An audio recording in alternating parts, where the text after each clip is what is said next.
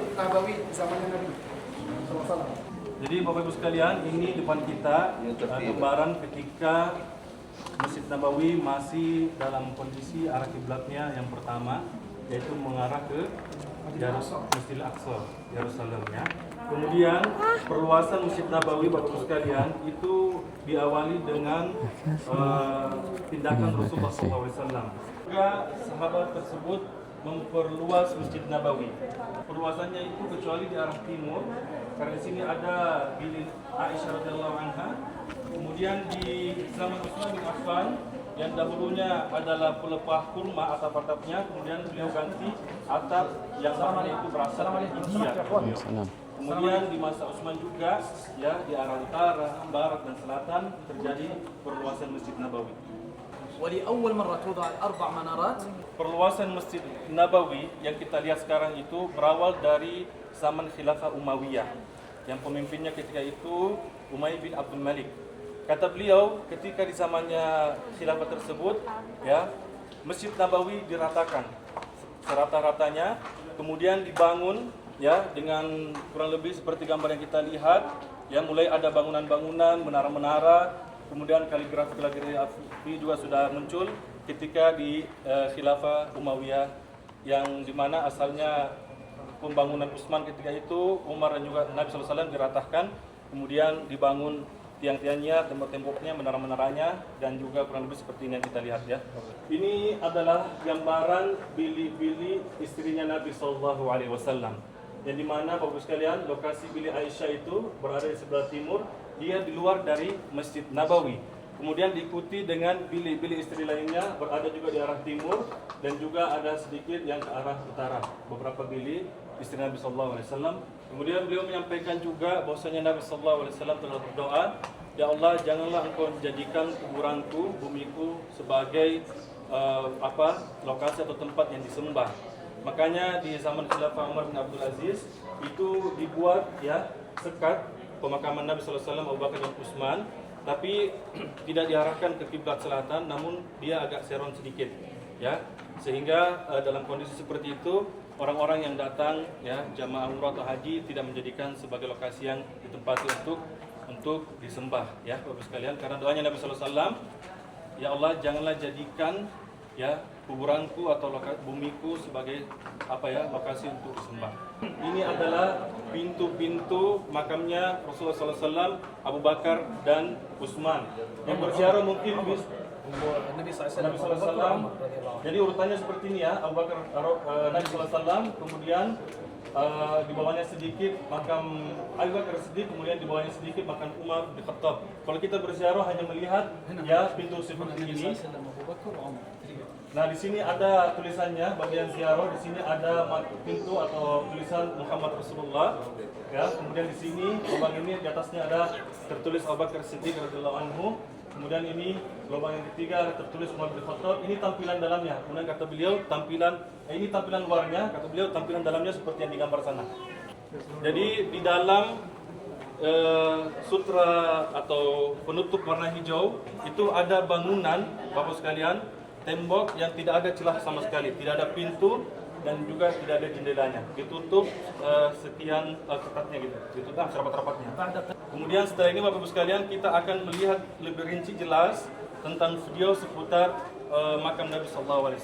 Kedudukan Nabi dan Rasul kita alaihissalam, dahulu sahabat sampai ingin meminta hajat ke beliau alaihissalam. Ya, tapi sahabatnya Abu Bakar Siddiq atas perintah Nabi SAW memposisikan ya sosok Nabi SAW sebagai seorang hamba juga. Nah, kemudian di sini Bapak Ibu sekalian, mimbarnya Nabi SAW. Beliau sebutkan sebagaimana di hadis, antara mimbar sini dan juga antara bilik Nabi salah satu taman surga. Kemudian di sini adalah mihrab Nabawi. Kemudian di sini juga ada mihrab Utsmani dan sini adalah mihrab Abu Bakar Siddiq radhiyallahu anhu. Jadi ada 3 mihrab ya di arah selatan, arah kiblat. Kemudian yang kita saksikan ya di masuk ke dalam dekat kubah hijau ada juga kubah ya berwarna perak ya, bagus sekalian. Itu ternyata kubah tersebut yang di bawahnya ada 3 mihrab yang kita jelaskan tadi. Mihrab Nabawi, kemudian depannya mihrab Abu Bakar Siddiq, kemudian Umar dan juga mihrab Utsman. 3 mihrab itu ketika itu luasnya Masjid Nabawi mencapai 9.010 meter. Di zaman kerajaan itu ada tragedi juga kejadian di mana petir sampai menyambar menara yang ada di depan kubah hijau. Kemudian Bapak sekalian, pada Asr Utsmani beliau menyebutkan di situ mulai diberikan warna hijau, ya, diberikan warna hijau.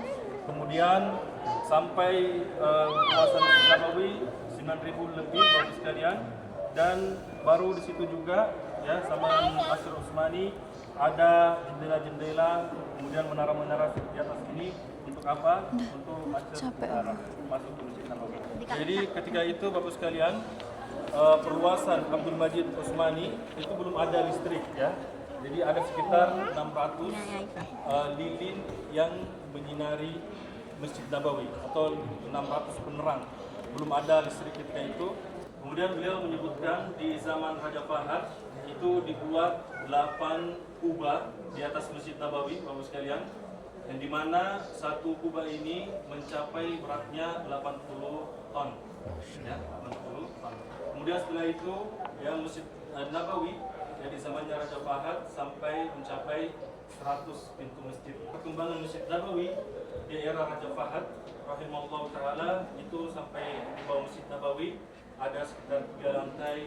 Kemudian menyebutkan ada 5 parkiran mobil. Ya, beliau juga menyebutkan, ya, ratusan WC, toilet Bapak sekalian, dan lain sebagainya.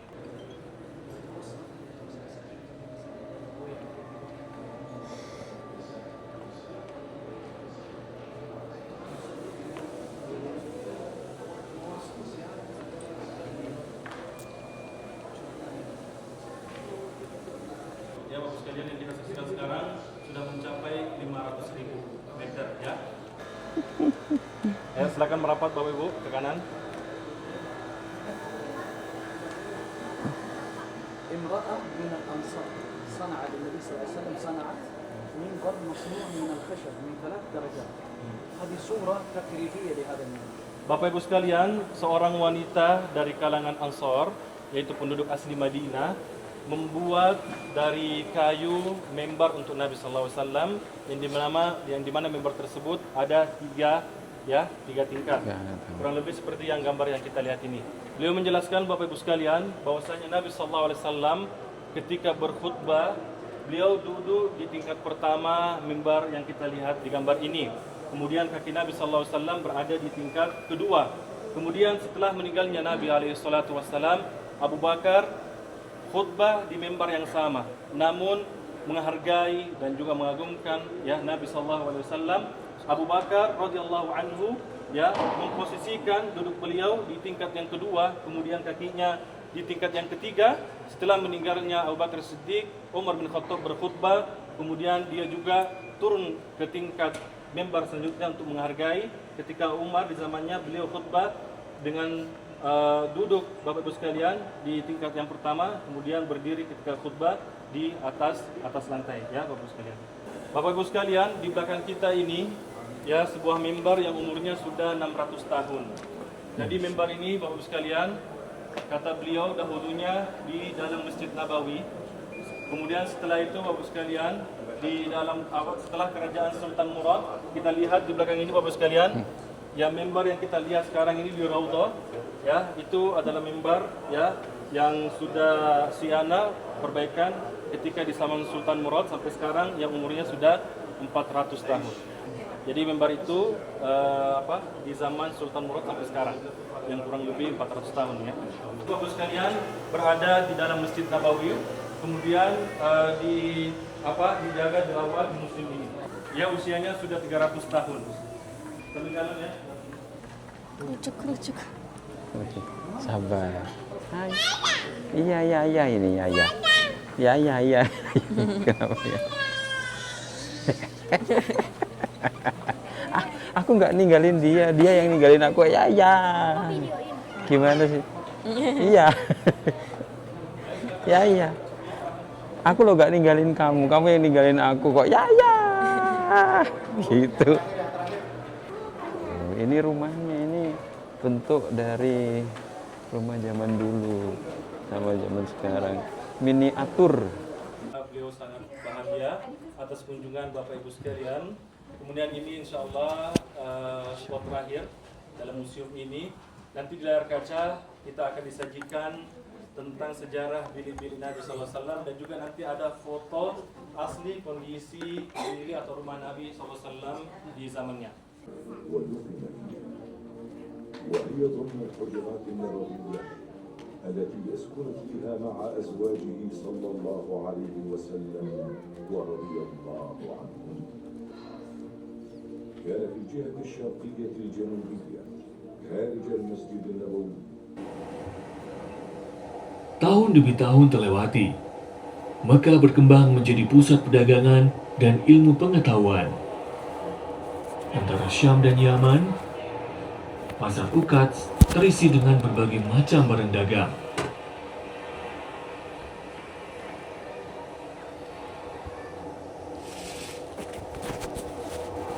Lalu lewatlah masa-masa yang lama, tahun-tahun yang panjang. Dalam rumah yang seperti ini, Nabi Shallallahu Alaihi Wasallam dilahirkan.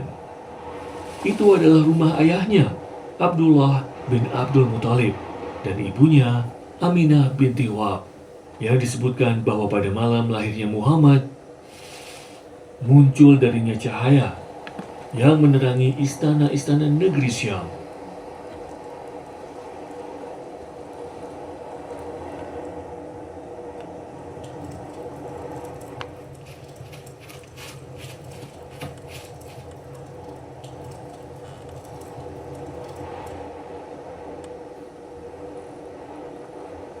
Rasulullah Shallallahu Alaihi Wasallam tumbuh di kota Mekah, hidup di antara keluarganya, berjalan di antara jalanan sempit dan rumah-rumahnya.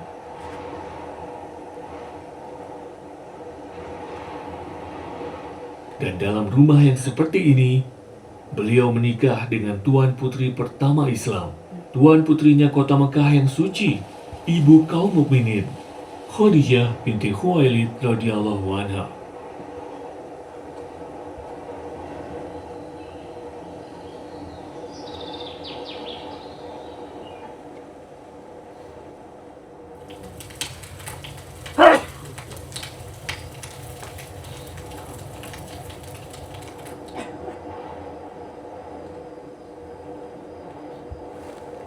Nabi Shallallahu Alaihi Wasallam dulu suka bersendiri, berjalan sejauh 7 km hingga sampai ke Gua Hira, lalu mendaki gunung yang tinggi itu dengan ketinggian 294 meter, supaya sampai pada gua yang berada di puncak gunung, hingga wahyu turun kepadanya, lalu diembankan kepadanya agar menyampaikan pesan yang abadi. Bacalah dengan menyebut nama Tuhanmu yang menciptakan.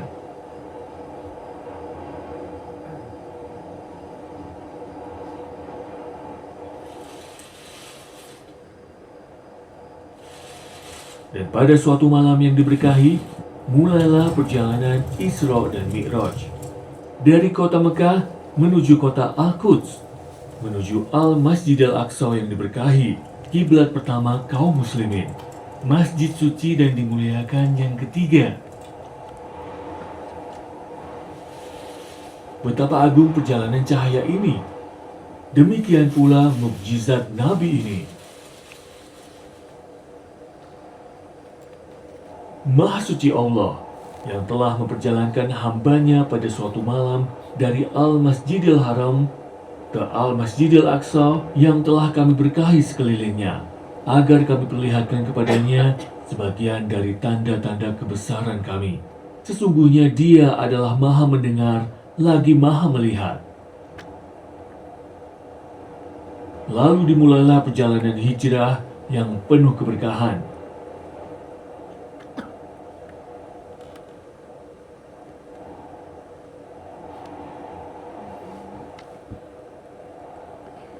Perjalanan itu terus berlanjut hingga tampak tanda-tanda kota Madinah dengan kebun kurma dan bebatuan hitamnya. Sedangkan kaum Ansor telah mengetahui kedekatan datangnya Nabi Shallallahu Alaihi Wasallam Mereka terus menunggu beliau di bebatuan. Tidak membuat mereka kembali kecuali panasnya zuhur. Hingga mereka dengar seorang pemanggil mengabarkan telah tibanya beliau Shallallahu Alaihi Wasallam. Maka mereka pun bersegera menyambut kedatangannya dalam keadaan senang dan riang gembira.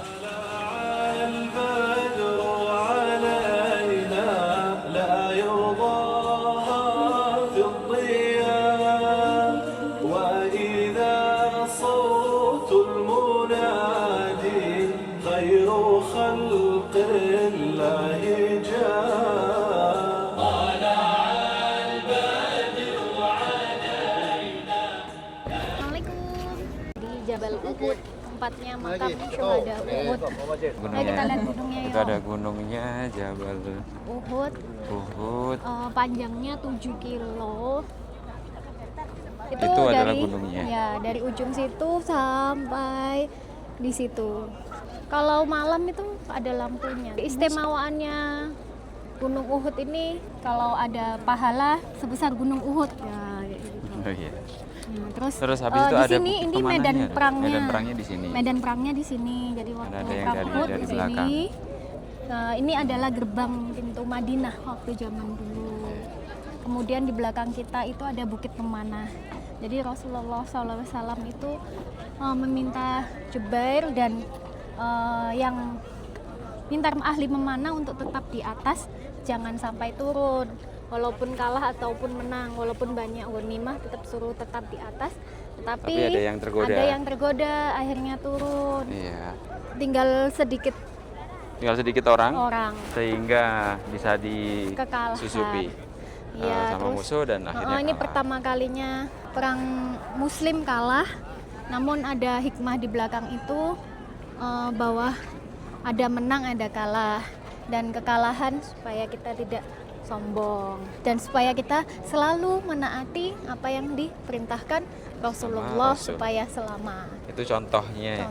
Contohnya kalau misalkan nggak menuruti perintah dari Nabi kita, jadinya ada kekalahan. Dan itu jadi ibrah.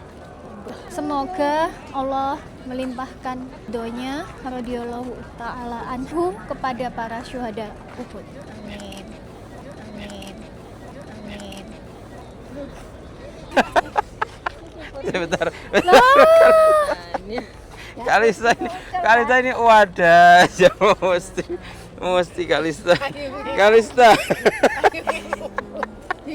Dia megang apa? Megang gagangnya aja loh. Iya. Gagangnya tetap dijaga, payungnya yang hilang. Aku megang payungnya. Oh, Gagangnya megang aja. wahnya. Tapi payungnya yang terbang. Oh ini burung. Bye. Ih. Mbak Ai happy Mbak Ai. Takut. Tampar apa? Enggak ada yang tampar.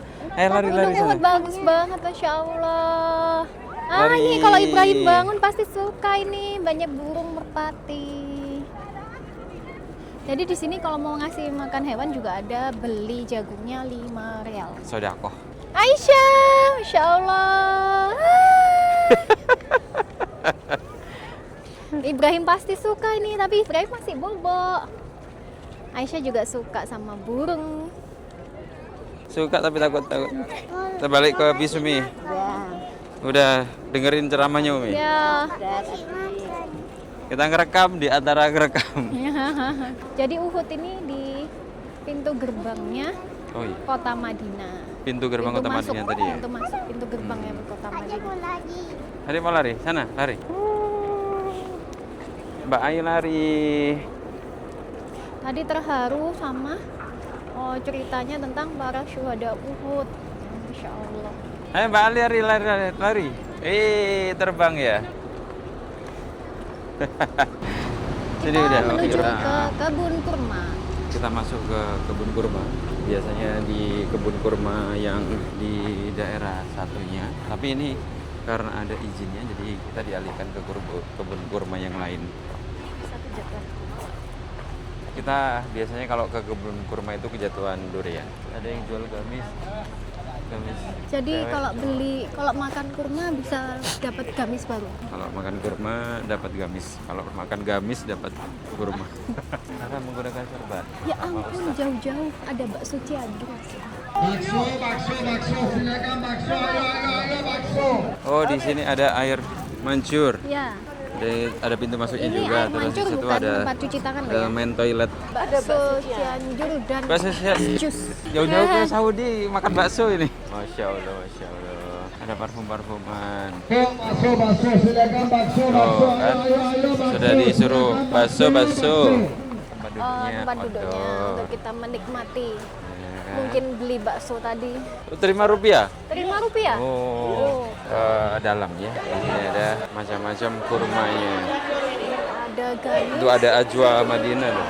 Ini enak sih. Pengalaman yang dulu kita beli ajwa di sini memang lebih enak daripada ajwa di Indonesia. Lebih fresh. Coba gratis. Ini bermakai Tuh ada ini ada yang banyak curah. macam-macam. Ini ajwa. Ya Allah, ramenya. Di sana rame sekali ya. Ini Masya yang rame Allah. kok bukan di kurmanya ya. Malah Yang rame coklatnya. bukan di Ini kurmanya sih. kurmanya dilewati. Coklat premium gula campur sendiri 2 kilo diskon 2 kali. Masya Allah. 2 kilo diskon 2 kali. Sebenarnya ya, yang saya bingungkan itu bukan belinya atau barang-barang, orang-orangnya. Orang-orangnya lebih rame. membuat bingung daripada jualan. Ya Allah, ya Allah. Sampai naik-naik tuh. Yang itu juga naik. Sampai naik. Ini kurma ajwa Nabi yang baru Ya. 1,5 kilo 60. Jadi menurut kalian yang bikin seru apa? Orang-orangnya. Orangnya seru ini. Kurma. Ada rutop juga. Ini 25 bang. Yang bagus. Ajwa. Oh, yang bagus yang itu. Itu ajwa. Ajwa berapa? 40 real. Mil 2,7. Rutopnya yang merah ada? Belum ada. Apa bedanya ini? Berapa? Terus lebih manis sekarang dimakan. Kalau ini kesel. Ini 25. Boleh icip? Ambil aja 2-3 Halal, halal. Halal. Kakak. Ini sukaannya Aisyah. Dan karena dia lagi sakit, aku membelikan ini dia. Bawain. Tester enak, kita beli. Nanti kita lanjut lagi ya. Kita udah beli kurma Ya, rutop, kurma rutop beli sama kurma ini harganya ajwa. 30 real 1 kilonya. Terus yang ajwa ini tadi diskon. Kita minta 115. diskon, kita beli. 115 itu nggak diskon itu harga normal. Sini banyak orang yang naik-naik. Orangnya ada plastik ya. Ada orang pakai plastik di kepala aja tuh. عجوة الآن الكيلو 60 Oh, ada kacang mente. Ini meses, walnut, enak. Kalau kismis هيا حجاج الله يبارك تنور المدينة وعجوة الرسول. Ini apa? Halal. Kismis warna hitam. عجوة الرسول منا. Kita tadi udah beli Jus. Jus apa? jus melon. Sama juk jerus. Jadi sudah selesai belanjanya. Tadi udah bawa banyak barang belanjaan tapi Jus yang melonnya paling mengenakan itu adalah jus melon. enak. Salam. Kita udah selesai. Ibra barusan bangun, terus habis itu kakak juga udah happy, udah nggak bad mood lagi karena udah dapet jus melon. Dan ini Ibra barusan bangun. Aisyah tuh, Aisyah. Ibra barusan bangun.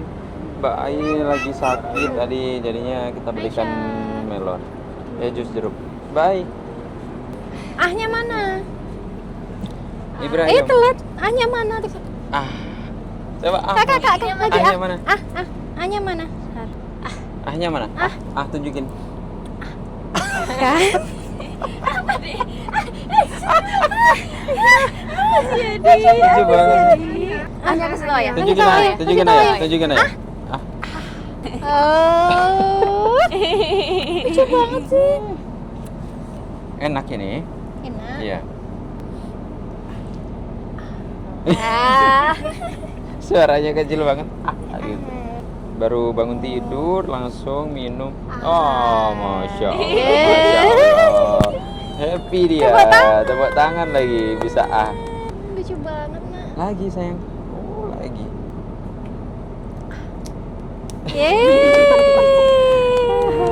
Kita sampai di Masjid Quba. Penampakannya Masjid Quba. Dan kita turun terakhir dari bis.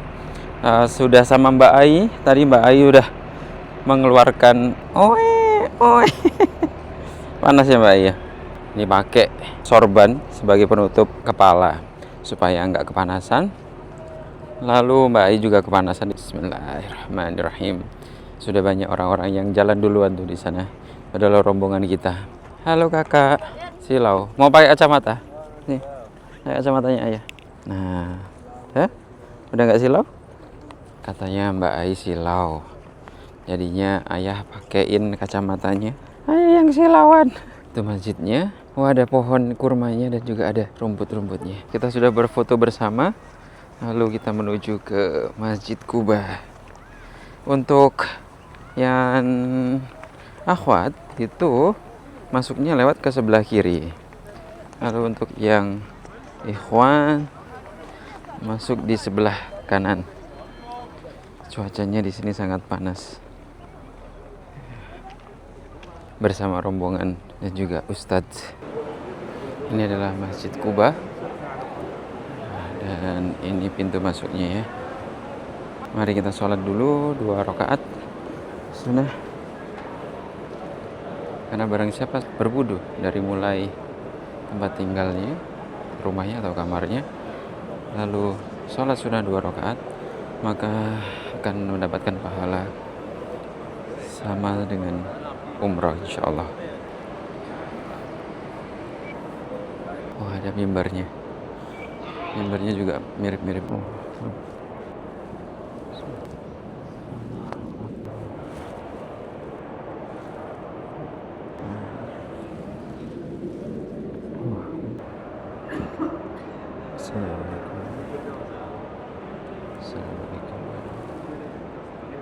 Alhamdulillah sudah sholat 2 rakaat sunnah. Kita akan berkeliling di Masjid Quba. Ini langit-langitnya dihiasi oleh lampu chandelier dan di depannya ada Quran, Al-Quran. Untuk karpetnya berwarna apa ini, krem ya. Walaupun ini baru pasti warnanya krem. Dan orang-orang juga pada sholat. Masjidnya juga cukup luas.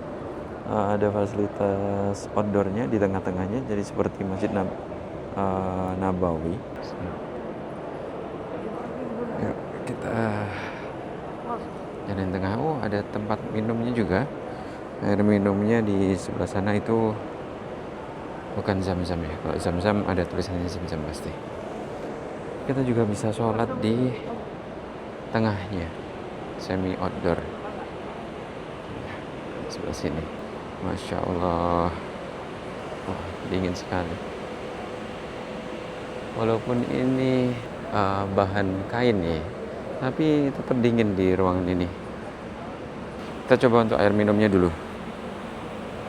Oh, di sebelah sampingnya juga terdapat tempat untuk sholat. Di sebelah kiri dan sebelah kanan ada tempat sholatnya. Lalu ini adalah AC-nya ya. Dari lubang 2 itu keluar angin dingin AC. Masya Allah. Kita coba minum dulu. Haus. Setelah itu kita kembali ke bis. Airnya mengalirnya kencang. Bismillah. Kita coba sambil duduk.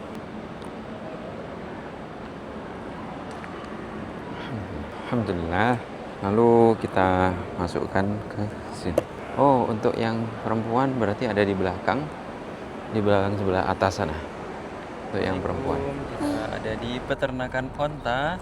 Kita mau memastikan apakah onta itu sama dengan kita atau enggak. Iya. Bunyinya apa? Oh. Oh, onta.